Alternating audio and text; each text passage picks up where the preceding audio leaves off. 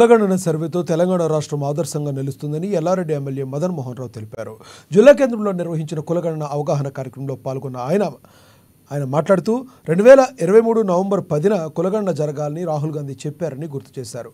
ప్రతి కార్యకర్త కులగణన కార్యక్రమంలో పాల్గొని విజయవంతం చేయాలని పిలుపునిచ్చారు.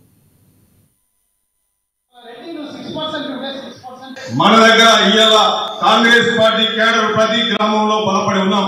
నా ఎల్లారెడ్డి కాన్ఫరెన్స్ లో ప్రతి ఊర్లో 60-70 మంది కాంగ్రెస్ పార్టీ కార్యకర్తలు ఉన్నారు. మరి వాళ్ళందరూ కూడా మంచి 10-15లో తీసుకొని ఎన్యూమరేట్ బ్లాక్స్ తో పాటు మనం కూడా క్యాస్ట్ సర్వేస్ లో పాల్గొంటే ఈ క్యాస్ట్ సర్వే తీస్తే మీకు చాలా క్లారిటీ క్వశ్చన్ ఉన్నది. మీరు ఒక్కసారి ఈ బుక్స్ మనకు కావాలంటే మండలాధ్యక్షులకు ఇస్తాం అన్న, ఇది తీసి ప్రజలుగా మీరు మార్చండి. ఇది చాలా క్లారిటీ ఉంది. ఇక్కడ అందరూ ఉన్న వాళ్ళందరం రెస్పాన్సిబుల్ పీపుల్ అందరం.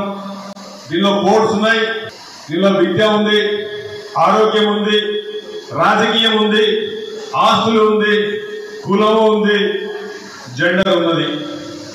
అంటే అన్ని విధాలుగా ఇది కానీ మనం కంప్లీట్ చేయగలిగితే రేపు రాబోయే స్థానిక సంస్థలు కానీ రేపు మీరు అనుకున్నట్టు రాజకీయ మరి ఫైనాన్షియల్ గా ఎబిలిటీస్ రిజర్వేషన్ రావాలంటే దీన్ని మనం పక్కా చేస్తే మాత్రం మనకు న్యాయం జరుగుతుందని చెప్తా ఉన్నాను. దీనిలో చాలా డీటెయిల్. తెలంగాణలో ఈ నెల 6 నుంచి చేపట్టబోయే కులగణన చరిత్ర సృష్టించబోతుందని ప్రభుత్వ సలహాదారు షబ్బీర్ అలీ అన్నారు. శనివారం జిల్లా కేంద్రంలోని కళాభారతి ఆడిటోరియంలో బీసీ సంఘాల నాయకులకు కాంగ్రెస్ పార్టీ కులగణన అవగాహన కార్యక్రమం చేపట్టారు.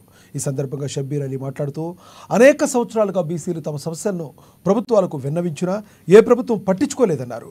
దేశవ్యాప్తంగా తెలంగాణ తరహాలో కులగణన జరగాలని, తెలంగాణను ఒక మోడల్గా తీసుకుని జనవరి నుంచి కేంద్రం చేపట్టే సెన్సెస్ను చేపట్టాలన్నారు. प्रेक्षकुలుగా మిగిలిపోయి इस देश में और पावर में भी उसका उतना इम्पोर्टेंस उसका उतना हिस्सेदारी అంటే మీ జనము జనాభా ఎంత ఉన్నదో ప్రభుత్వంలో మీ మాట కూడా అంత ఉండాలా.